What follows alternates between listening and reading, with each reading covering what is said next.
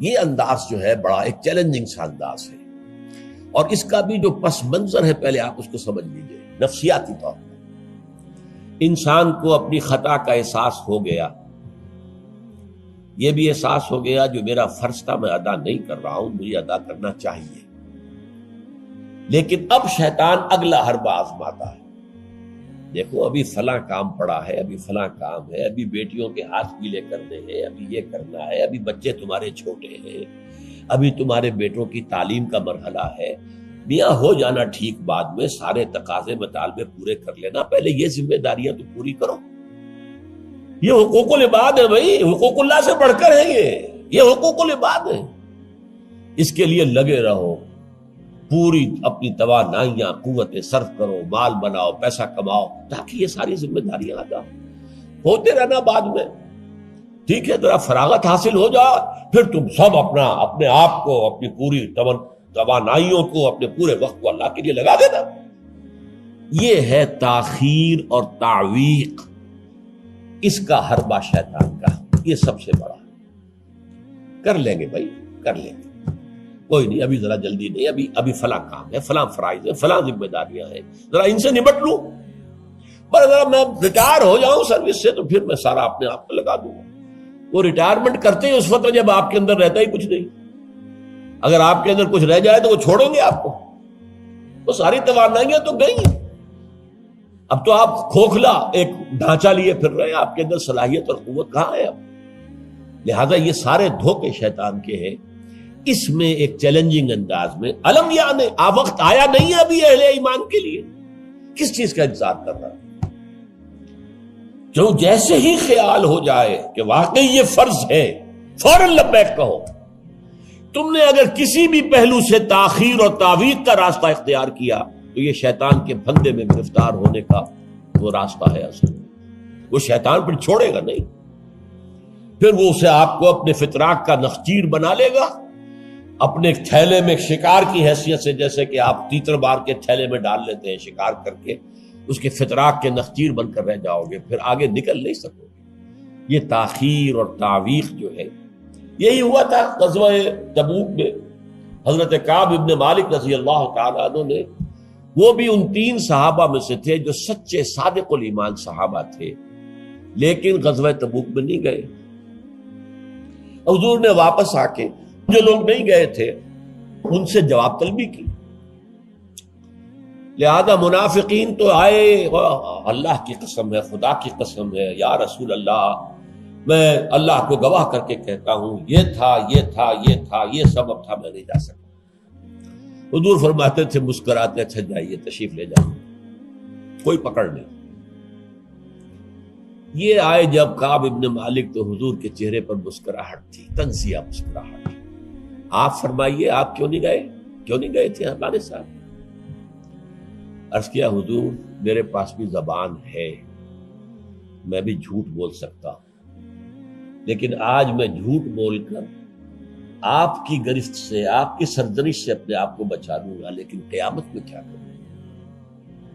خدا کی قسم جتنا صحت مند میں اس زمانے میں تھا اتنا صحت مند کبھی نہیں رہا، یعنی کوئی بیماری مجھے آج نہیں لاحق نہیں تھی، اور جتنا فارغ البال میں اس زمانے میں تھا، ہر چیز میرے پاس تھی، اتنا فارغ البال میں کبھی نہیں رہا۔ لیکن حضور میرے نفس نے مجھے پٹی پڑھائی کہ حضور تو جائیں گے نا 30,000 کا لشکر لے کر، تو اس کی تو ایک خاص رفتار ہوتی ہے، تیز رفتاری سے تو نہیں جا سکتا، اور تمہارے پاس ہے بڑی مضبوط تکڑی اونٹنی ہے، تمہاری جو ناقہ ہے تمہاری وہ تو بہت جو ہے قوت والی ہے، لہذا ابھی 2-3 دن چلنے دو لشکر کو، پھر تیزی کے ساتھ دوڑا کر اپنی اونٹنی کو جا کے مل جانا۔ ہر روز صبح مجھے یہی نفس جو ہے پٹی پڑھاتا رہا کہ اچانک ایک دن میں نے محسوس کیا کہ اب تو چاہے میں کتنا ہی تیز دوڑ لوں آپ کے ساتھ نہیں مل سکتا، بس میں رہ گیا بیٹھ، اب جو صدا دوں۔ یہ ہے تاخیر و تعویق۔ انہیں سزا دی گئی، مقاطعہ، کوئی شخص اس سے بات نہ کرے۔ 3 صحابہ کا معاملہ ہے، یہ سورہ توبہ کے اندر تفصیل سے آیا ہے، اور صحیح بخاری کی طویل ترین احادیث میں سے پڑھنے کے قابل ہے کہ انہوں نے کیسے بیان کیا اپنے پورے معاملے کو۔ یہ نفس کیسے دھوکہ دیتا ہے. ابھی چند دن اور مدینے کے اندر اپنے نخلستان کی ٹھنڈی چھاؤں کے اندر آرام کر لو، چند دن اور. بھائی جانا ہے، بہت دور جانا ہے، تبوک جانا ہے، کوئی یہ 2 دن میں تو نہیں پہنچ جائے گے حضور. پھر دوڑ کر پکڑ لینا، ساتھ چل مل جانا. یہ دھوکہ شیطان کا، یہ دھوکہ نفس کا. یہ ہے الم یأن للذین آمنوا ان تخشع قلوبہم لذکر اللہ وما نزل من الحق. یہ سب کچھ تم نے 15 آیتیں اگر سورہ حدید کی پڑھ کر بھی تم نے اپنی گردن نیچے کر کے اپنے دل کو نہیں ٹٹولا تو اور کون سی ہدایت آئے گی، کہاں سے آئے گی؟ 15 آیتیں سورہ حدید کی پڑھ کر بھی. تو کیا ابھی وقت نہیں آیا اہل ایمان کے لیے؟ کس کا انتظار ہے؟ کس چیز کا انتظار ہے؟ الم یأن للذین آمنوا ان تخشع قلوبہم لذکر اللہ وما نزل من الحق. کیا وقت آنے گیا اہل ایمان کے لیے کہ ان کے دل جھک جائیں اللہ کی یاد میں، اور جو کچھ حق میں سے نازل ہوا، ما نزل من الحق، یہ پورا قرآن الحق، اس میں سے جو یہ آیات نازل ہوئی ہیں یہ تم نے ابھی سن لی ہیں، پڑھ لی ہیں، اس کے سامنے بھی دل نہیں جھکیں گے تو کب جھکیں گے؟ اس پر بھی اگر دل نہیں پگھلے تو کب پگھلیں گے؟ اس پر بھی اگر دل میں کوئی عزم اور ارادہ پیدا نہ ہوا کہ اپنی جان لگا دینی ہے، کھپا دینی ہے، ان صلاتی و نسکی و محیایا و مماتی للہ رب العالمین، اس پر بھی نہیں ہوا تو کب ہوگا؟ اور کون سی ہدایت آئے گی؟ فَبِأَيِّ حَدِيثٍ بَعْدَهُ يُؤْمِنُونَ، اس قرآن کے بعد اور کون سی چیز کے یہ منتظر ہے جس پر یہ ایمان لائیں گے؟ الم یأن للذین آمنوا ان تخشع قلوبہم لذکر اللہ وما نزل من الحق. اور جیسا کہ میں نے تمہیدی جو میرا بیان تھا ان صورتوں کے بارے میں، اس میں عرض کیا تھا ان میں اہل کتاب سے خطاب نہیں ہے، اہل کتاب کو نشان عبرت کے طور پر پیش کیا گیا. دیکھو مسلمانوں، تم سے پہلے بھی ایک امت تھی، معمولی امت نہیں تھی. وہ امت جسے قرآن سند دے رہا ہے 2 دفعہ سورہ بقرہ کے اندر صرف، یا بنی اسرائیل اذکروا نعمتی التی انعمت علیکم وانی فضلتکم علی العالمین. اے بنی اسرائیل، یاد کرو میرے اس احسان کو جو تم پر ہوا، میں نے تمہیں تمام جہان والوں پر فضیلت دی تھی. وہ قوم، وہ امت، امت موسیٰ، اس امت کو کتنی کتابیں دی گئی؟ تورات انہیں دی گئی، زبور انہیں دی گئی، انجیل انہیں دی گئی. امت تو ایک ہی ہے. یہ حضرت مریم اسرائیلی نہیں تھی کیا؟ تو چاہے باپ حضرت عیسیٰ کا کوئی نہیں ہے لیکن وہ حضرت مریم کے بیٹے ہیں، اسرائیلی. یہ اسرائیلی نبوت ہے جو چلی آ رہی ہے. حضرت موسیٰ اور ہارون سے شروع ہوئی ہے 1400 برس قبل، اور حضرت عیسیٰ اور یحییٰ پر آ کر ختم ہوئی ہے. یہ سلسلہ نبوت کا، سینکڑوں نبی آ گئے 1400 برس میں. تو آپ اندازہ کیجئے اتنی بڑی امت، لیکن اس کا حال کیا ہوا؟ وَلَا يَكُونُوا، دیکھو نہ ہو جائیں یہ اہل ایمان بھی كَالَّذِينَ أُوتُوا الْكِتَابَ مِن قَبْلُ، ان لوگوں کے مانند جن کو کہ کتاب دی گئی تھی ان سے پہلے. فَطَالَ عَلَيْهِمُ الْأَمَدُ، تو جب ان پر ایک طویل مدت گزر گئی، فَقَسَتْ قُلُوبُهُمْ، تو ان کے دل سخت ہو گئے. اس کا نقشہ کھینچا گیا ہے سورہ بقرہ میں. ثم قست قلوبکم فہی کالحجارۃ او اشد قسوہ. دیکھو اے بنی اسرائیل، اے یہودیوں، اس کے بعد تمہارے دل سخت ہوتے چلے گئے. بدکاری سے، غلط کاری سے، دنیا پرستی سے، شہوت رانی سے، زر پرستی سے دل سخت ہوتے چلے جاتے. حضور نے فرمایا جب انسان ایک گناہ کرتا ہے دل کے اوپر ایک داغ پڑتا ہے. اگر توبہ کرے گا تو صاف ہو جائے گا، توبہ نہیں کرے گا پھر گناہ کرے گا، پھر داغ پڑے گا، پھر پڑے گا، پھر داغ پڑے گا، پھر یہاں تک کہ پورا دل سیاہ ہو جاتا ہے. اور حضور نے اپنی مٹھی بند کر کے کہا ایسے ہو جاتا ہے، اب اس میں کوئی ہدایت داخل نہیں ہو سکتی، بند ہو گئی. اور جب یہ تھیلی بند ہوئی پھر اللہ کی مہر لگ گئی. ختم اللہ علی قلوبہم وعلی سمعہم طبع اللہ علی قلوبہم، اللہ نے مہر لگا دی ان کے دلوں کے اوپر. یہ مرحلہ آتا ہے کہ جب کہ فرمایا اب تمہارے دل پتھروں کے مانند، بلکہ او اشد قسوہ، پتھروں سے بھی زیادہ. فَإِنَّ مِنَ الْحِجَارَةِ لَمَا يَتَفَجَّرُ مِنْهُ الْأَنْهَارُ، پتھر تو ایسے بھی ہوتے ہیں جن میں سے چشمے پھوٹ بہتے ہیں. وَإِنَّ مِنْهَا لَمَا يَشَّقَّقُ فَيَخْرُجُ مِنْهُ الْمَاءُ، چٹانوں میں ایسی بھی ہوتی ہیں شق ہو جاتی ہیں ان میں سے پانی نکل آتا ہے. وَإِنَّ مِنْهَا لَمَا يَهْبِطُ مِنْ خَشْيَةِ اللَّهِ، چٹانیں ایسی بھی ہوتی ہیں اللہ کے خوف سے گر پڑتی ہیں. وَمَا اللَّهُ بِغَافِلٍ عَمَّا تَعْمَلُونَ، تمہارے دل ان سے بھی سخت ہو چکے ہیں اور اللہ بے خبر نہیں ہے اس سے کہ جو تم کر رہے ہیں. آج اس امت پر بھی تو 1400 برس گزر گئے، کتنا عرصہ گزرا ہے، اور آج وہی خواہشات ہیں. ہم تو امت محمد میں ہیں صلی اللہ علیہ وسلم، وہ تو شافع محشر ہے، وہ تو ہر امتی کو بخشوا لیں گے تب جا کر راضی ہوں گے. اللہ راضی کرے گا انہیں، وہ راضی اسی وقت ہوں گے جب ہر امتی کو بخشوا لیں گے. سیاں بے کوتوال، اب ڈر کاہے کا؟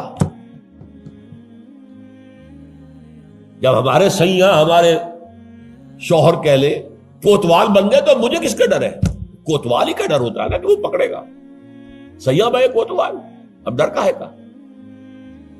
یہ ہے وہ چیز، امانی، دل کا امانی ہو. سیغفر لنا، ہمیں تو بخش دیا جائے گا، ہماری تو شفاعت ہو جائے گی. بھائی کچھ بھی ہے، ہم کلمہ گو تو ہیں، کچھ بھی ہیں، محمد کے نام لیوا تو ہیں صلی اللہ علیہ وسلم. لیکن یہ قرآن مجید میں یہی ان کا قول نقل کیا گیا تھا. یہود نے کہا تھا نحن ابناء اللہ واحباؤہ، ہم تو اللہ کے بیٹوں کے مانند ہیں، اس کے بڑے چہیتے ہیں.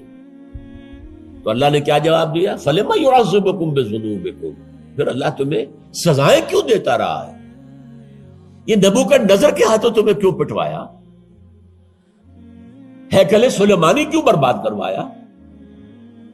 یہ تم 100 برس تک اسیری میں رہے، بیبیلونیا میں، بابل میں، عراق میں، کیوں؟ تمہارا دوسرا جو تھا ہیکل بنایا تم نے، وہ بھی سن 70 میں گروا دیا ٹائٹس کے ہاتھوں. 1,33,000 ایک دن میں قتل کیے اس نے، ٹائٹس نے 1,33,000 یہودی یروشلم کے اندر ایک دن میں قتل کیے. اندازہ کیے پچھلی صدی میں 60 لاکھ یہودی جرمنوں نے ختم کیے. 6 ملین. اور ان کو اب بھی یہی کر رہا ہے، we are the chosen people of the Lord, ہم تو اللہ کے پسندیدہ بندے ہیں. یہی حال اس امت کا ہے. ہسپانیہ سے ایسے نکالے گئے کہ ایک بچہ تک نہیں بچا. تاتاریوں کے ہاتھوں کروڑ قتل ہوئے. یہ سب کچھ تمہارے ساتھ ہوا کہ نہیں؟ کروسیڈرز کے ہاتھوں تمہاری پٹائی کم ہوئی تھی؟ 88 برس تک بیت المقدس عیسائیوں کے قبضے میں رہا تھا کہ نہیں؟ تو غور کیجئے، دلوں کو نرم کیجئے، اور دلوں کو نرم کرنے کا ذریعہ بھی قرآن ہے. یا ایھا الناس قد جاءتکم موعظۃ من ربکم، موعظہ، واعظ کہتے ہیں اس کو جو دل کو نرم کرے، اس میں رقت پیدا کر دے. رقیق کہتے ہیں پتلی شے کو، رقیق مادہ، رقیق مادہ. دل سخت ہو جائے اسے نرم کرنے کی ضرورت ہے. اس کے لیے واعظ بھی سب سے بڑا قرآن. الم یان للذین آمنوا ان تخشع قلوبهم لذکر اللہ وما نزل من الحق ولا یکونوا کالذین اوتوا الکتاب من قبل، تمہارے سامنے موجود ہے. فطال علیہم الامد، پھر ان پر ایک مدت جب گزر گئی، فقست قلوبهم، تو ان کے دل سخت ہو. البتہ یہاں ایک واقعہ میں اور عرض کر دوں. ایک دل کی سختی وہ تھی جو یہودیوں کی ہو گئی تھی، یا ہم میں سے بھی بہت سو کی ہو چکی ہے. لیکن ایک اور دل کی سختی بھی ہوتی ہے، وہ اپنے احساس کی شدت کی بنا پر.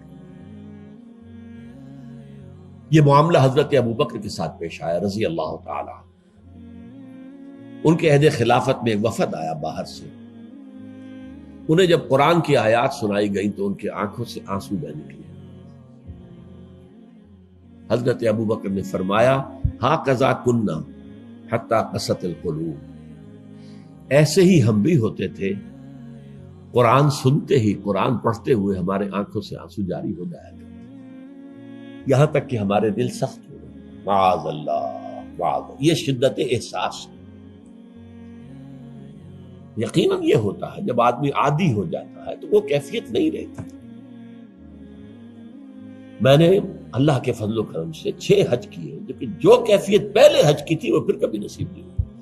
ویسے بھی یہ تھا کہ اس وقت تک ابھی اتنا ہجوم نہیں تھا۔ سن 62، اب آج سمجھیے 42 برس گزر چکے، تو اس وقت کا اور تھا معاملہ۔ اب جو ہے وہ ہجوم جو ہے وہ اس میں کبھی انسان کو اپنے اندر جھانکنے کا، کہیں تنہائی میں بیٹھ کر یاد کرنے کا موقع نہیں ملتا، لیکن وہ تھا۔ لیکن ویسے بھی بات یہ ہے کہ ایک آدمی، اب جو لوگ وہاں رہتے ہیں مکے میں رہنے والے، ان میں سے اکثر کو ہم دیکھتے ہیں وہ خانہ کعبہ کا، اس اصل چوکور گھر کا بھی کوئی ادب نہیں کرتے۔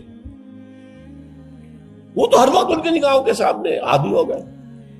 تو ایک شکل یہ ہوتی ہے کہ جو ایک تعامل کثرت کے ساتھ جب ایک بات ہو رہی ہو تو پھر اس کی وہ تاثیر نہیں رہتی۔ تو فرمایا فقست قلوب، حضرت ابو بکر کا بھی وہ احساس کی شدت جو تھی، جیسے حضور نے فرمایا انہ لیغان علی قلبی، میرے دل پر بھی کبھی کبھی حجاب سا طاری ہو جاتا ہے۔ معاذ اللہ، کیسا حجاب؟ اب اس حجاب کے لفظ سے دھوکہ نہ کھا جائیے کہیں۔ ایک حجاب میرا اور آپ کا ہے، ایک حجاب محمد رسول اللہ صلی اللہ علیہ وسلم، کہ وہ جو اللہ کی طرف توجہ کی انٹینسٹی ہے، انٹینسٹی اس میں تھوڑی سی کمی بھی ہو گئی تو اسے آپ حجاب سے تعبیر کریں۔ ہمیں تو وہ کیفیت ہی میسر نہیں ہو سکتی، لیکن اس انٹینسٹی کے اندر، یہ لفظ انٹینسٹی انگریزی کا بار بار بول رہا ہوں، اس کی شدت، لیکن شدت کے لفظ کے اندر جو ہے وہ اتنا مفہوم نہیں آتا جتنا انٹینسٹی کے لفظ میں۔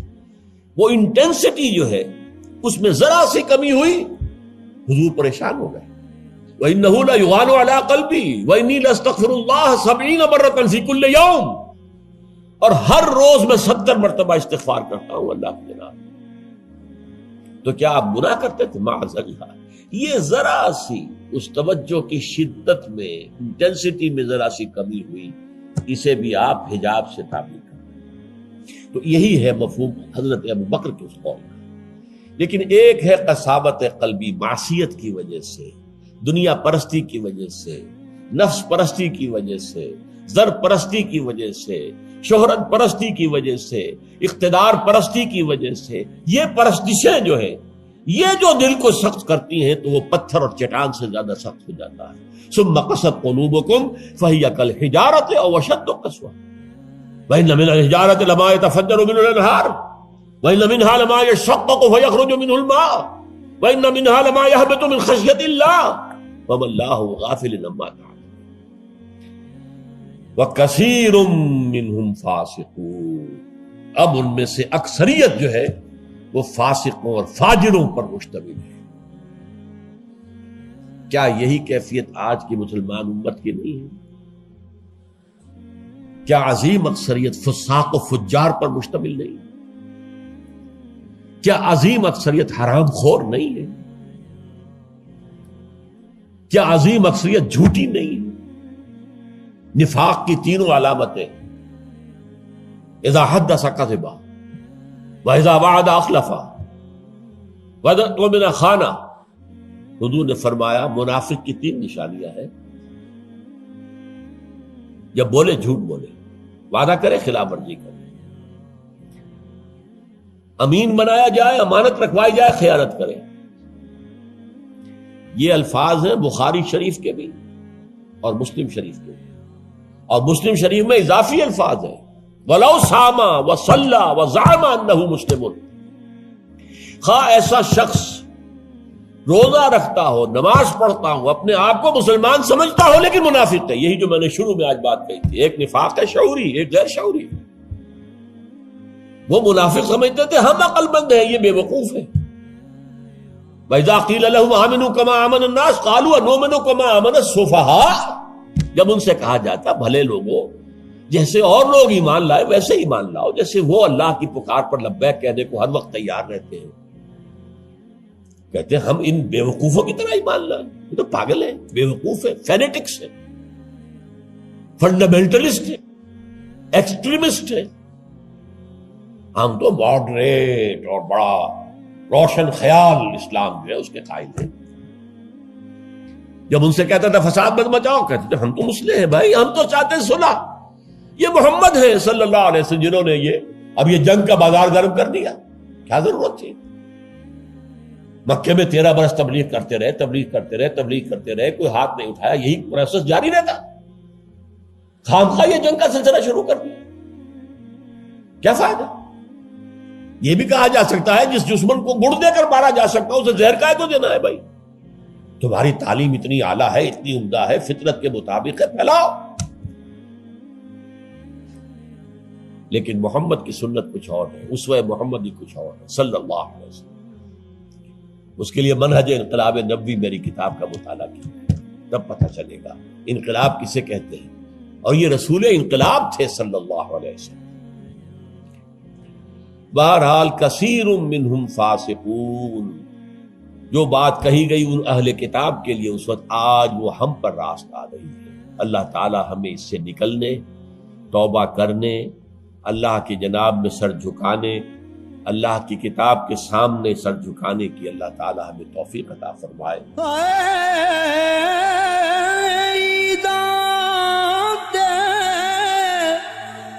شب رات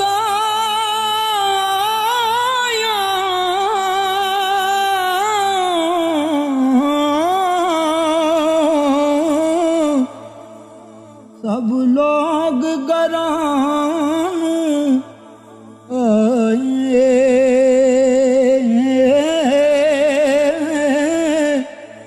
او نہیں آئے او پرت محمد جو آپ ہتھیں دفنا